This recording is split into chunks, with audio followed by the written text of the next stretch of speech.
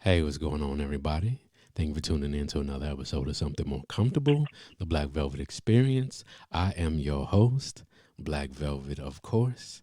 And as always, it is another first Saturday of the month. I appreciate everyone that is tuning in. This month, we have Miss Candice on the show. Say hey to the people. Hello, hello, hello, everyone. Yes.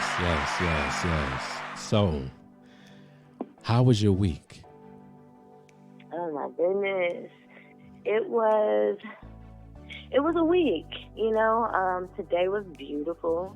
Uh, we had a situation. There was a power outage at work, so everybody was off. So it's a nice 3-day weekend. I'm super grateful for that. Earlier in the week, it was definitely a little stressful, a little taxing, but pressure makes diamonds, so we push through. Indeed, And indeed, I'm indeed. glad. Thank you for having me. Man, it is a pleasure. Um, Tell the people about yourself, what it is that you do, because this lady, the way that I know her, is that she made me my own personal oil. I put it on every single day after I shower. One over the heart, one over the solar plexus. So yes, I remember. Yes, Yes, I yes, remember. good. Uh, So yes. yeah, so tell the people what you do. Okay, so my name is Candice, and I have a company called Emanate Beauty. And basically, Emanate Beauty is a marriage of mental health awareness and metaphysics and makeup. Before I started my company, I was actually a makeup artist for almost 7 years, and it was just kind of time for me to do what made me feel good and what was going to contribute more to, my environment, my community. So I started Emanate Beauty, and I was personally making oils for myself to work through anxiety and just, having a really stressful job. And so over the course of like a year and a half, everyone was asking me about these oils. So I decided to make it available to everyone. And I started making them the way that I made them for myself, which was, through doing a chakra check-in, like what's going on? What are the blockages? What are the opportunities? How can you support yourself more? I think just being the type of person that I am, I love beautiful things and things that feel good and that call attention to all of my senses. And so to work with like aromatherapy and fragrances and to really be able to help people affirm themselves and adorn themselves, that was like, ooh, a sweet spot. I really love doing that. But outside of, making custom oils and things like that, I advocate for people regarding mental health. So, I was diagnosed bipolar 11 years ago. Did the medication and therapy thing, and it was a journey. But after about 5 years, I said I want to do this without medicine. And that's when I started to really discover a lot of metaphysical information that wasn't really being shared in the mental health space. So Okay. I really just share the information that I found over my years of research and my own mental health journey to help people live empowered lives, be it through, connecting them with a therapist or helping them understand like the energetic things that are happening that are contributing to their symptoms. That's just my passion. Like, I really want people to live empowered and authentically. Indeed, indeed. And I appreciate the fact that because let me tell y'all, when I first reached out to her, she wasn't even doing oils for men at all. She was in a certain kind of space, and I just kept kind of like pinging her, like, "Hey, you doing them for men yet?" No, you're not doing them for men yet. Hey, you doing them for men yet? Yeah, it took about I think 3 or 4 times I asked you, and then Yeah. finally she was like, you know what? I'm in a good mental space, and I can do this for you. And I was like, and I appreciate it. It was a really really good session that we had. I love the oil, and the oil has lasted a very very very long time. Yeah. So yeah, I made it so that you don't have to just keep buying it. You know what I'm saying? Like, right, this isn't about money. This is genuinely about adornment and affirmation and just right, love. You know what I'm saying? right, So right. I'm glad. I truly, truly appreciate it. All right. So now that we done got through the music, obviously we get to the poetry, and then we get to these questions and really get to the meat and potatoes of this thing. So All right. so the poem is called Criminal. She arrives at the heist, tools in tow, pulled in front of the building for the quick getaway. I smiled, holding the door, unsuspecting, believing she had business here. Should have seen the mask as she told me what floor. As we exited the elevator, still blind to her direction, pushing into my room, she leveled her weapon, asked, when did I expect my company? The phone rang. I answered. She whispered to let them up. Scary scene as my guests were none the wiser. Truly an actress, feigning innocence, all the while pressing the muzzle through her dress whenever I got careless. Held hostage by her smile as her eyes scribbled the ransom note on my heart. Tried crying out, giving signals, but soon found myself alone, helpless. She poured us drinks as she tells me to undress. Sips to still myself. I sit soaking, eyes lock on the trigger. Standing there, glass in hand and body on a man, blowing me away with both barrels. What did I do in my past life for things to come back like this? Shots ripping into flesh, the spray saturating the walls. No gloves, seam full of fingerprints, burned rubber. She wrote it as if it was stolen. And before I could catch my breath or reach the phone to call for help, she was gone with her spoils, ready to pawn, unaware of the true value of what was taken.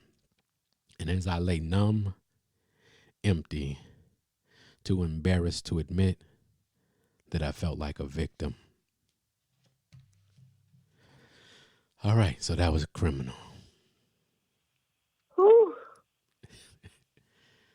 Right. Wow.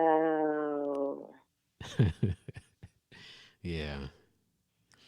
So, getting into the questions that we are going to be talking about this evening, we are talking about toxicity and toxic relationships. If y'all didn't notice that from the poem. So, the 3 questions that we have, as always, we state the 3 questions and then we double back and start on the first one. But the 3 questions are, what characteristics make a relationship toxic? Number 2, have you ever found yourself in a toxic relationship? And number 3 is kind of a two-parted, do we contribute ourselves to that toxic relationship? And then how do we contribute and how can we change that? So, doubling back, first question, Miss Candice, what characteristics make a relationship toxic? Ooh, okay, so I'll preface this by saying that I think that toxic has definitely been a buzzword um, for the last year or so. And I think sometimes it's overused um, Okay. to describe ignorance.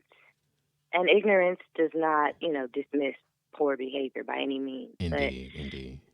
sometimes what people are calling toxic is actually like conditioned behavior Okay. that hasn't been addressed.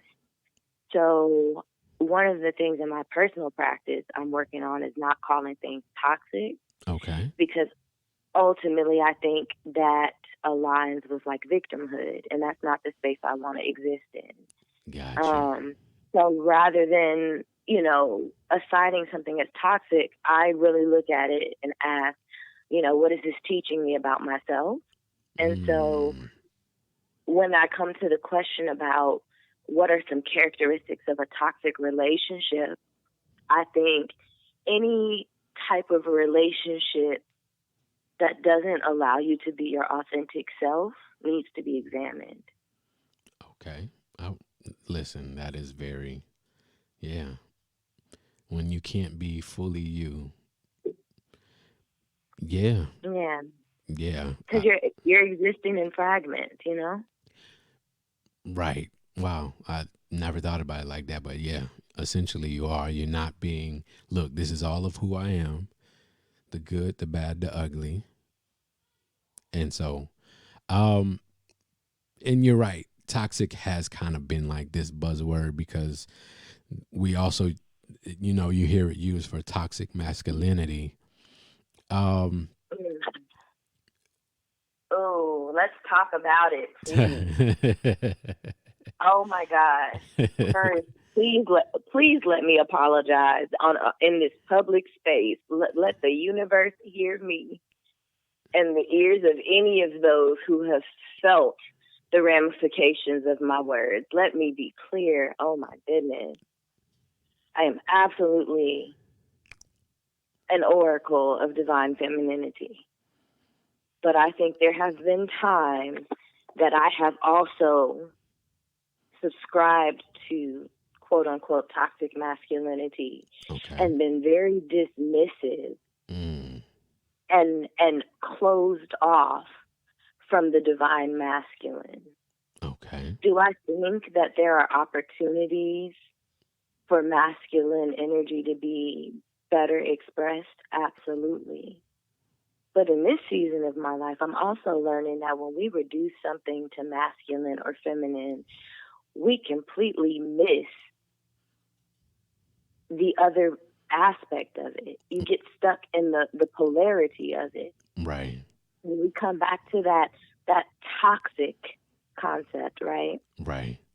I think people in general have an opportunity to be more authentic Mm. and genuine in their connections.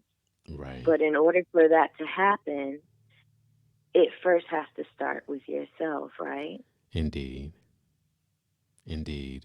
I actually in getting ready for this episode, I was looking up, toxic relationships and all of this kind of different stuff. And the article, after it gives you all of these different, this could be a reason and da da da da and all this other stuff. Lack of empathy was the like the end of it when it was like, okay, it said all this stuff at the end, but if you just wanted the cliff notes, it basically is when you lack empathy is when things tend to like go off, because like you just said, half of what we're not really taking account of is that there are multiple parts to this, and the reality of it is in a relationship it is that there is another human being on the other side of this. So it isn't Right. it isn't just me. So like you just said, that whole victimhood thing, it's like, no, the reality is that there is another human being on the other side of this. And like you said, there may be some kind of conditioning, some reasoning why this person isn't able to properly express what it is they feel or what it is they think, or maybe they have been taught that what I think or what I feel isn't valid, or it isn't important. And so therefore I yell or I scream or I do these things I manipulate. Right. That's a big one. I manipulate, or I'm passive aggressive, or I'm all of these things, as opposed to just being able to say, listen.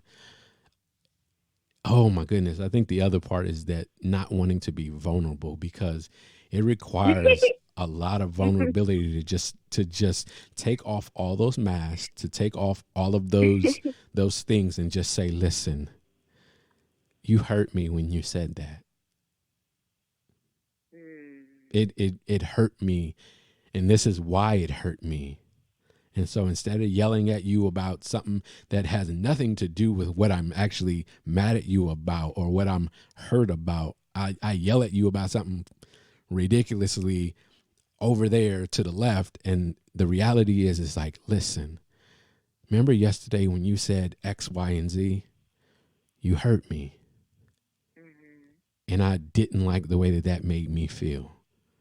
And it's like, yeah, so it's those things. It's me being empathetic to hear you, because think about it. If you come to me and you say, Drew, this is how I da-da-da-da-da, this is how I feel, this is what you said to me, and I'm like, I didn't do that, da-da-da-da. It's like, that can be considered toxic, but basically what it is me not being empathetic to you.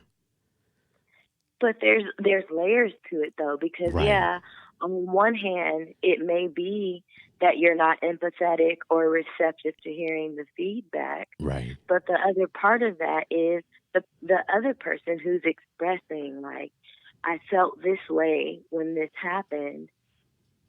When they're expressing that, they're expressing it from their perception. Right. And that's not to say that perception is good, bad, or other, but perception, although it feels like it is real and it is your truth, perception is so relative. Right. One of my favorite things to do is to show a picture. It's an image, and it actually has two images in the picture. Right. And some people can only see one side, and the other people see the other side.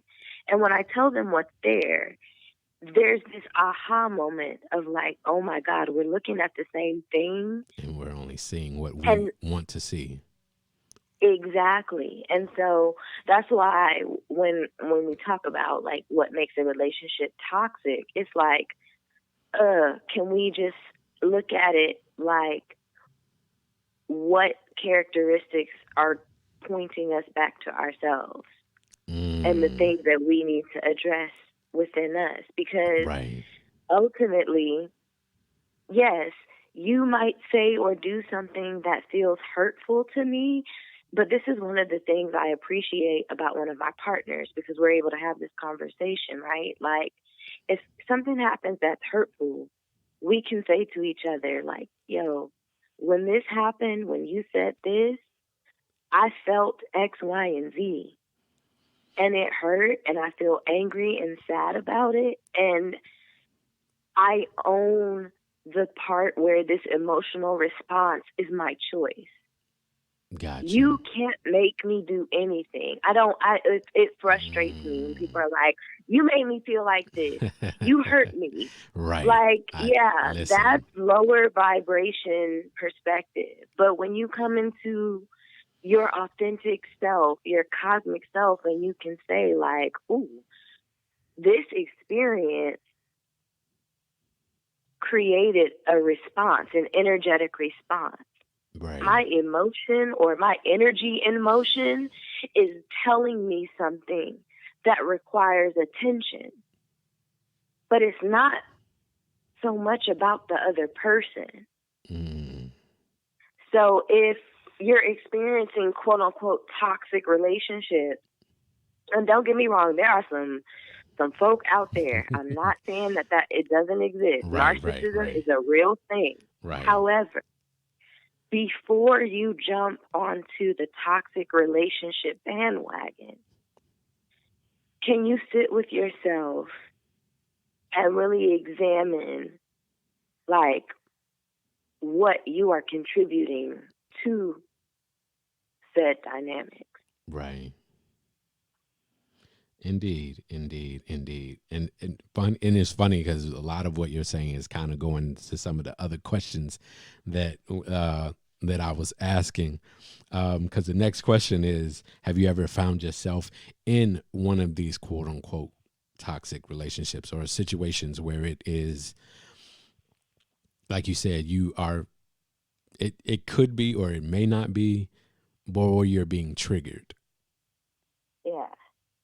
The most toxic relationship I ever had was with myself, like straight up. Mm, Straight up. And that is like a mm, really fucking jarring thing to recognize. Like, right.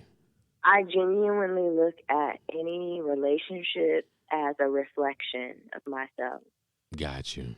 And every person is showing me something about myself. It might be the thing I love. It might be the thing I'm embarrassed about. It might be the thing I hate. But I'm grateful for all of it because I want to see myself in wholeness. I don't want to exist in fragments. So I welcome that, right? Right. But in saying I welcome that, I am also a divorcee, right? Right, I've right, been married, bruh. Like, I met my reflection and it was, whew, that is how I came to know what God is, right, because right. that was an experience. I'm grateful. I am so grateful for that experience. But with that being said, like I said, my greatest toxic relationship was with myself. And as I started to prioritize self love and self awareness and self acceptance, Mm, that's when the nature of my relationships shifted. got you. And it was no longer a fight because I wasn't fighting with myself about these things. Right, So if I saw insecurity in my partner, which could be considered toxic, right? right, right.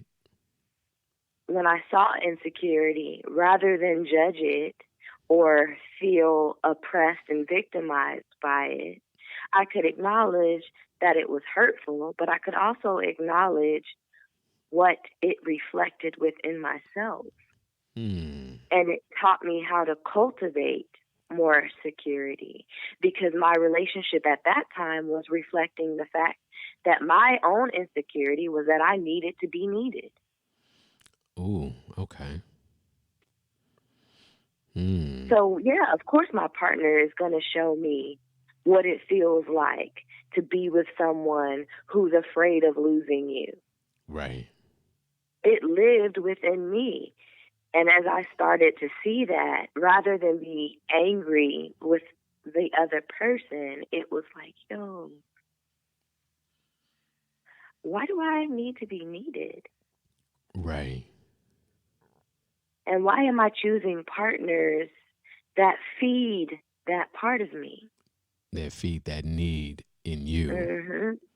hmm Mm, that's heavy. They, they talk about the narcissistic and empathic duality, right? Right. Narcissists are attracted to empaths, and empaths attract narcissists. I think that's a very simplified way to analyze that dynamic. Right. Because again, it plays into good and bad. It plays into this fragmented duality rather than recognizing that those are polar expressions of the same energy. Right. Right. Yeah. Man. Yeah. That is. Uh. And that's like. Yeah. You talking on a whole nother level. You talking on a different level. Cause. Oh, what is that book? It's the Kabulian, right? That's how you pronounce it. Kybalion or Yes, something like ma'am. that. Yes, Yes. ma'am. The Kabulian. Yeah. Yeah. And that's it. It's that, it's like saying, it's like hot and cold. Hot and cold are not different. They are just the extremes of one degree. They're just degrees on one plane. It's like, it's all temperature. It's just how far up or down in degrees are you moving up and down? Facts. Right. But that's why I think what I said about masculinity and femininity, I think society has conditioned us to keep those fragmented. And it's like, no, it's the same Right. divine energy Right. in its polarity. Right. Right. Yeah, it is. Yeah. And it's funny because I think I have listening to you talk and listening to you explain it the way you've explained it. It's like, yeah, you're right. It's like as much as I can say like, man, this person was this or this person was that, it's also what in me is attracting this. What is making you be attracted to whatever is in me? And like you said, it's like this person is insecure because I have this need to be needed. And so I'm pulling you to me, and it's like they want to need you and you want to be needed. And so therefore, hey, we are what's the word? Codependent. Ooh, my favorite other buzzword. Right, right.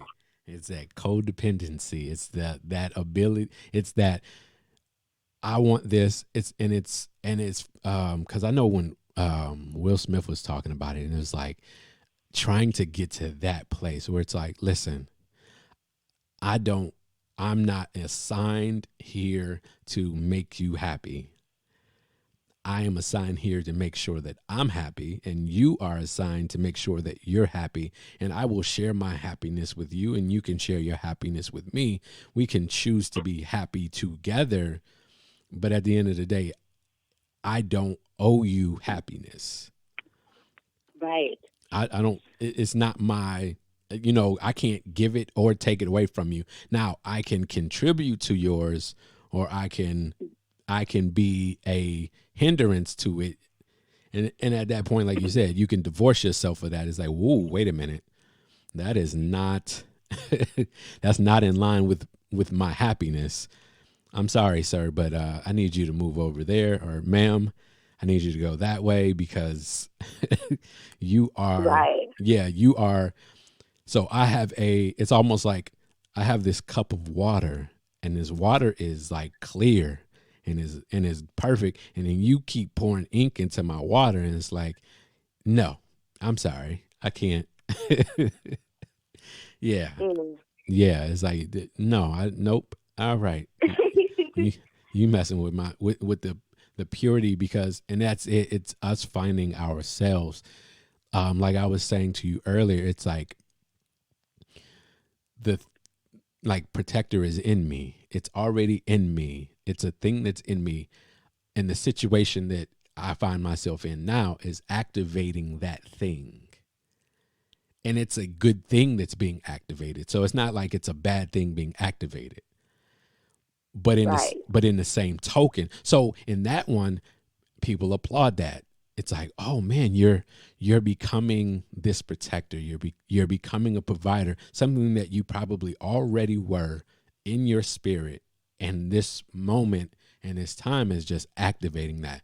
Whereas in the very same token, when it's quote unquote toxic, it is that this thing Mm-hmm. is activating something negative in me. Yeah. And so it's your behavior is activating, but then it's like you said, it's not just looking at you and being like, why are you doing this to me?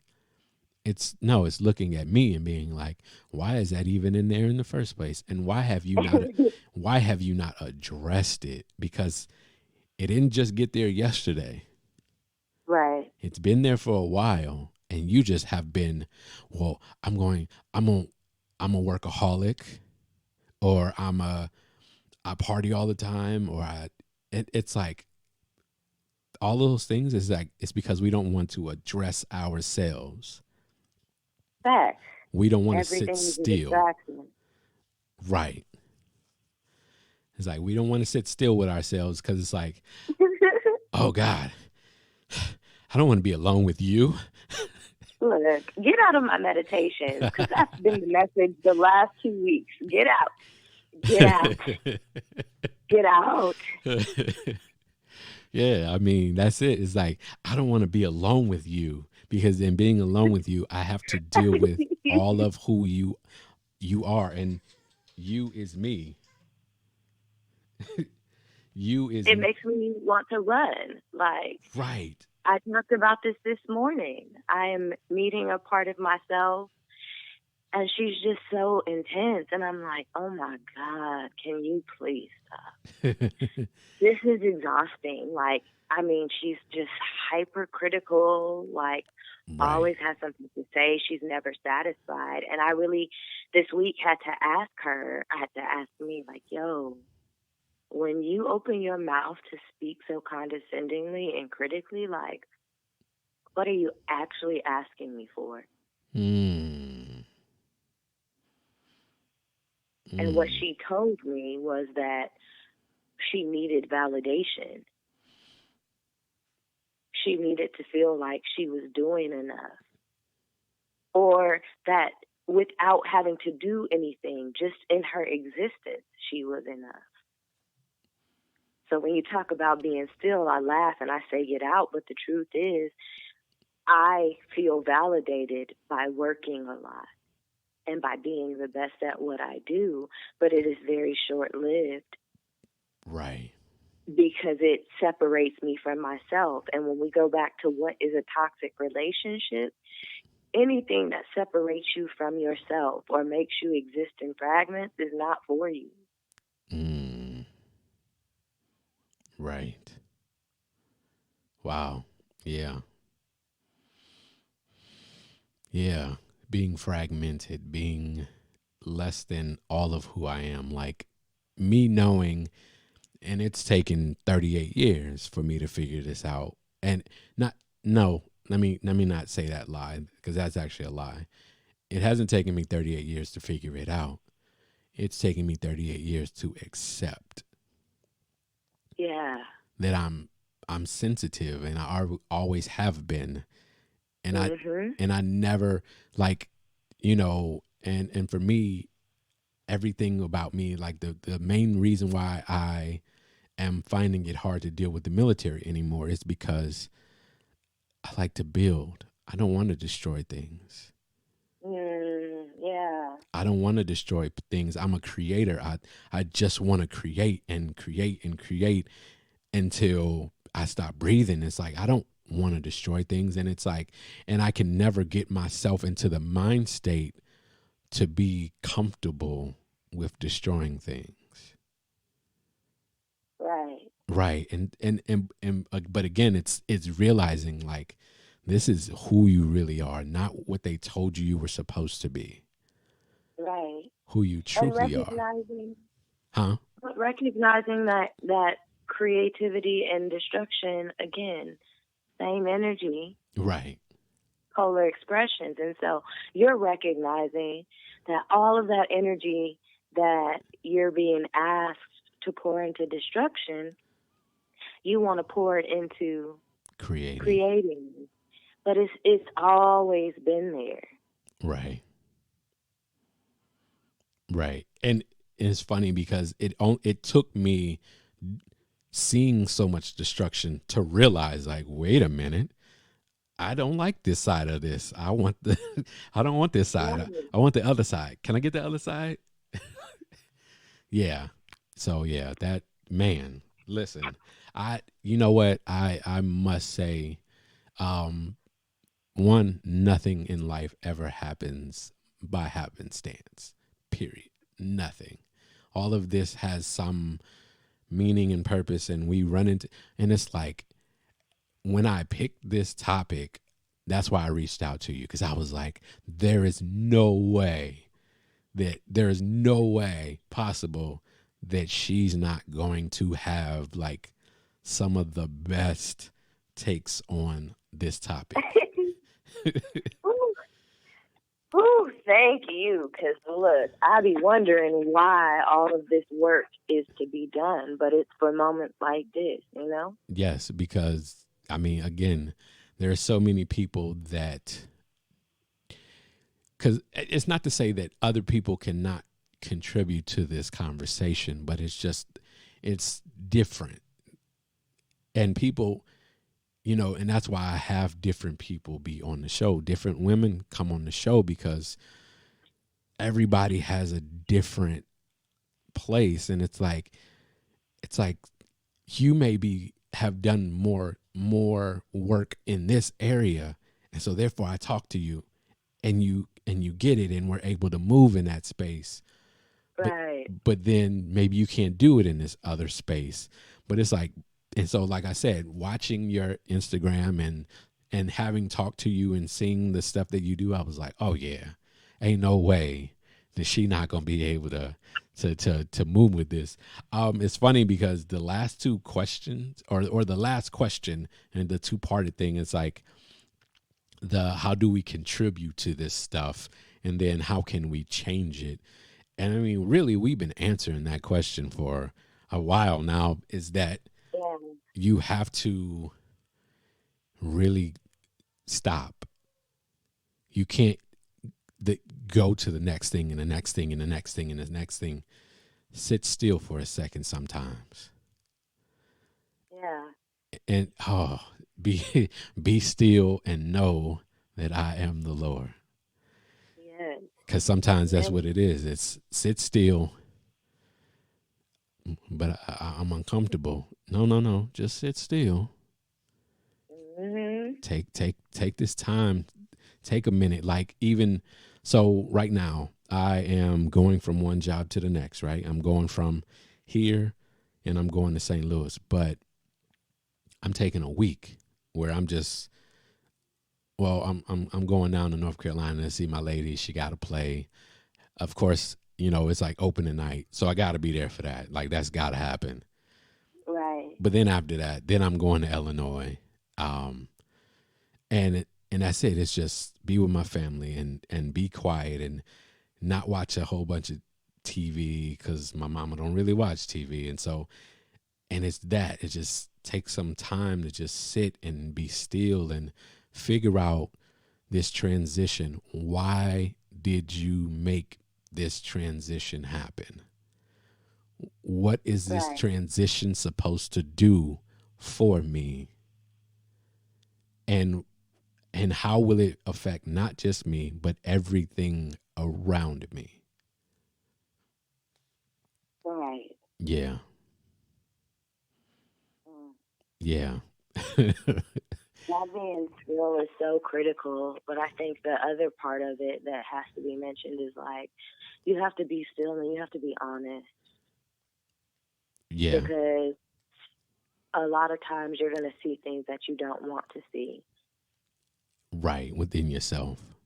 Yeah, and so when you talk about that being uncomfortable, that discomfort is medicine. It don't taste good. It go down rough. Mm. You know what I'm saying? But ultimately, it contributes to your elevation, right? Right. So, like, yeah, be still and be honest. You know what I'm saying? Even if it's scary, even if it hurts, even if it's unfamiliar, like, grant yourself that gift. Right. Because on the other side of it, it's no different than anything else that we do. It's like when you work out, right? When you go to school, when you go to college, or even high school. But it's like when we go through this stuff, it is normally, we don't know what it is a lot of times. We don't always understand it. And Mm-hmm. it is hard. It is painful. It brings tears many times. But on the Right. other side of it is that degree, is that body that you wanted. And on the other side of this, and realizing, like you said, is it's what's in me that I need to, that isn't beautiful. And I think the biggest thing is realizing we will never rid ourselves of all that we are. Because we think, Right. oh, I can be beautiful 100% of the time. No, it's not. That's not really realistic. But I can look within myself, see my ugly, and know those moments and understand them, and then understand how other people interacting with those things can affect it, and then respond in a different way. Because now I know, oh, I see you. Oh, okay. Exactly. I see who you are. Because like you were saying earlier, when you were saying that you talk to her, like what are you trying to get with all this hypercriticalness? Like, what are you doing? What's going on? Mm-hmm. But that's it. It's realizing, like, I don't need to talk to them. I need to talk to me. Hey, what are you doing? Mm-hmm. What's going on over here? Man. And then Mm-hmm. and then being able to figure out, well, what do you really need? What's going on? Like you said, I need to be validated. Well, And I need to be okay with needing to be validated, because that was the part that I got hung up on, right? Like, well, for me, I would never want to admit that I want people to understand and respect and honor my value. Got you. But that's the thing. It's a slippery slope. That's when I slip back into victimhood, because that's me saying that somebody else has the ability to assign value to me. Right. So I say, okay, no, I'm not going to give that away. Yes, it's natural for me to crave that, and I can explore why it is that I crave that. I know why that is. I know how I was raised. I'm a gold star child. I get a gold star for every good thing I've ever done. Right. But, my parents, they meant well. They wanted to affirm and celebrate me. But that's where I'm having to learn to reparent myself. You don't need a gold star for everything. Right. The gold star is you doing what needs to be done for you to be good. Right. Everything else is just extra. Yeah. Quick question. Yeah. Have you ever seen the movie Revolver? Revolver. Give me a blurb. So Revolver, really quickly to give you who's in it, or Jason Statham, Andre 3000, Ray Liotta are like the three big names in the movie. And I'm sure I've seen it because Andre 3000's in it. Yes. Yeah, and it's basically it's about the id, the ego, and the super ego. And yep. Right. And mm-hmm. Yes, and it literally, I like where you're going. Right. Literally everything about that movie is essentially what we're talking about. So anybody listening, if you have not seen that movie, please watch the movie, and don't watch it to be entertained. Watch it to be educated, because and when you look at it from, I want to be entertained, you'll miss like the point of what is going on. But the being educated, it brings out all of those things, like the whole him and Jason Statham and Ray Liotta's characters, and the way that they fought with each other, and then how Jason Statham was able to get beyond that by not fighting with himself, because it's right. That person on the inside that you think is you that really isn't you. And so you behave in ways that that's not who I really am. That's not what my heart is. That's not the truth of what my person is. It's like, yeah, it's and like you said, it's like seeing this thing, seeing that whoa, like this is ugly, but then addressing it and saying, well, wait, you, like you said, I don't have to have the gold star. Because that's literally what he talks about before, when he gets hit by the car.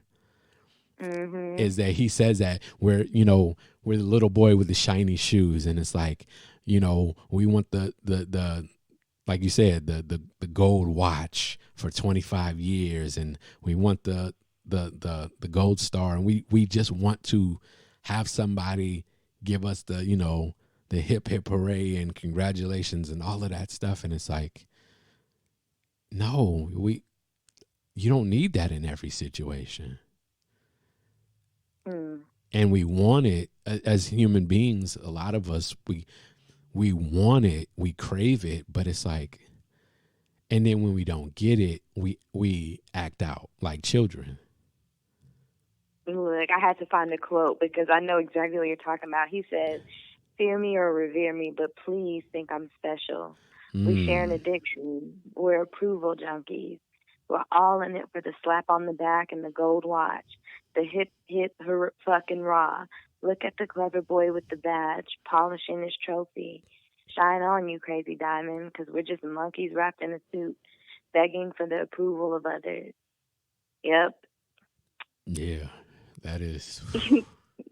That was a great reference. Man, yep. Listen, and that's it. It's our.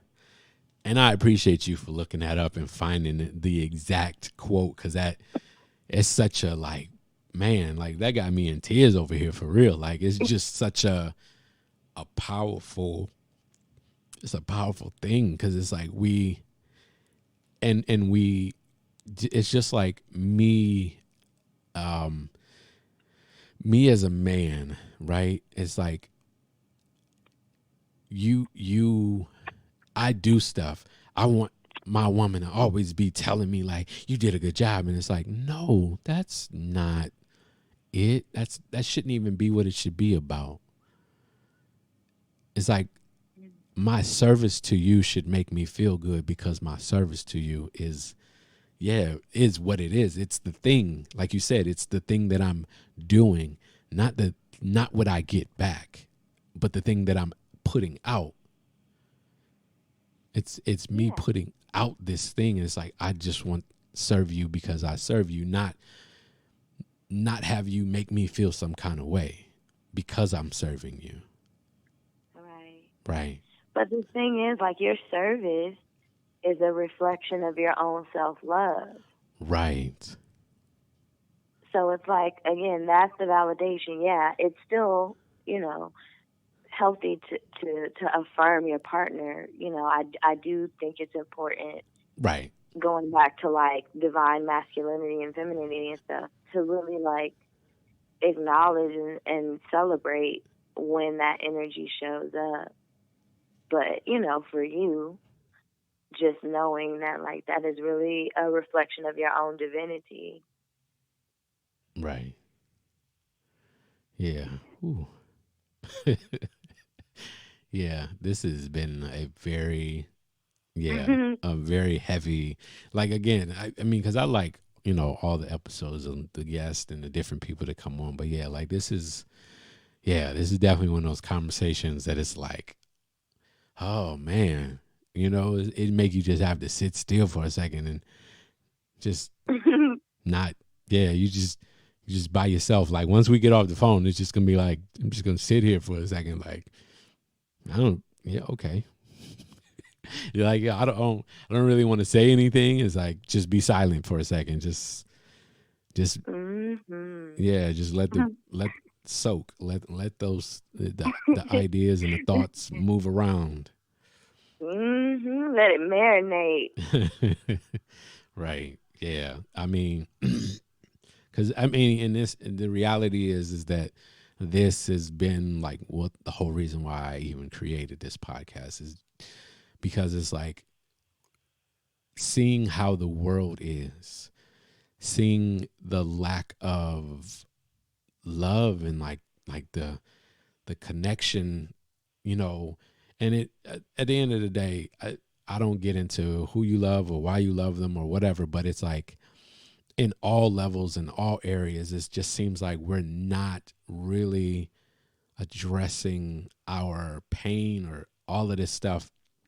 And so it's just like this circle of just like hurting and hurting and hurting and hurting, because I'm gonna hurt you and then you hurt him, and then it's like it's just like Mhm. a spiral. And it's just like, yo, if you took a moment and stopped watching whatever and put down Instagram and put down Twitter or Snapchat or TikTok or the football game or whatever, and just, and no reading, no book, nothing, just for a second, just sit still and think about like, yo, who am I and what am I doing? And am I moving the way that I really want to be moving? And if I'm not, why am I not? Mhm. Yeah, it's it's, and then we had this conversation offline, but to because I just thought about that, because we this is like, we talk about this in a man woman thing, but it doesn't really have to be a man woman thing, but it's like the situation where my lady, somebody tells her like, oh well, he could up and leave you. Right. But it's like, that is your, that's something in you and something in your situation that you're now trying to pour your, whatever you got in your cup into somebody else's. And it's like, don't pour that over into mine. Right. Because again, I got a clear glass of water. Why are you pouring your ink into my into my glass of water? I cannot drink that. That is not, yeah. And it's realizing that it's like, but then it's also me being able to understand that, you know what, when people try to, I have to be, I can't get upset with her or them, because they're dealing with whatever they're dealing with. The only thing Right. the only thing I can do is, hey, this is what I will do. And I can only Mhm. continue to do this. And either you will hear their words or you will see my actions. Yes. Simple as that. But yeah. So, yeah. uh That was a session. huh?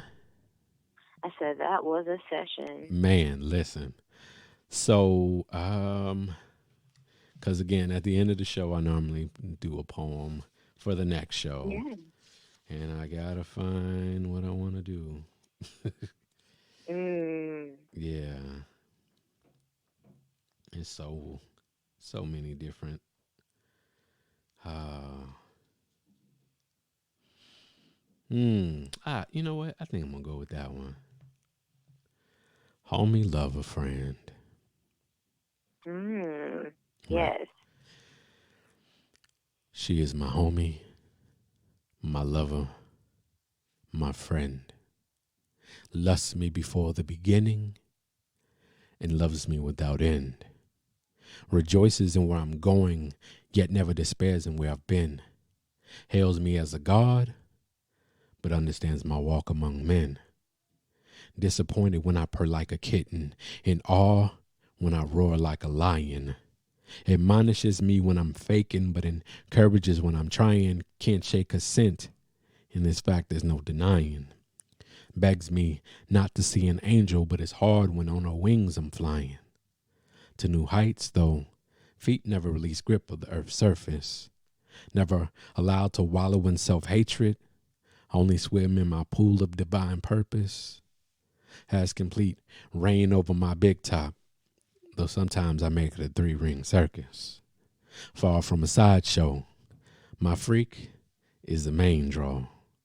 Not slight in stature, in my world she stands 50 foot tall, which exposes my short man complex as my main flaw. So she shrinks sometimes to appease my ego, but never goes too far, 'cause see, souls are familiar and we are kindred people. So when the dust blows and the blood runs dry, she will still reflect my light and I will be her most high. because she is my homie, my lover, my friend. Lusts me before the beginning and loves me without end. Yeah. Yes, yes, yes, yes, yes, absolutely. Yeah. I, I and that I didn't even pick that one until just now, but I was just like the way that this whole, yeah, the energy of it. I was like, that I'm gonna pick that one. That's the right one for the next show. That absolutely was it. That gold star for you. That's hilarious. I play too much. Yeah, man, but hey, but wouldn't have you be any other way. Appreciate it. Thank you. Thank you for having me on tonight. I would love to connect with your people. You can follow me on Instagram at Candice, Candice, of Emanate, the letter M, the letter N, the number 8, beauty. Because this was just absolutely a vibe, and I love having these conversations. So thank you. It has been a pleasure. Thank you. Like I said, I listen, and it's funny because the things you have said to me like offline before, like just in us like texting back and forth, just real quick, it's just like you said, it's like being a reflection of one another. It's like being able to like know like, okay, this person is going to be able to pour into this situation in a way that maybe a lot of other people can't. So I definitely appreciate you being here, being on the show. If at some point you would like to come back, I would definitely be happy to have you. Yeah. Just say the word, and I'm absolutely sharing the podcast. It'll be featured on emanatebeauty.com. So we gonna spread the word and get these vibes out for sure. Indeed, indeed. Well, thank you very much, ma'am. And we Thank pray that you you. guys have an amazing one.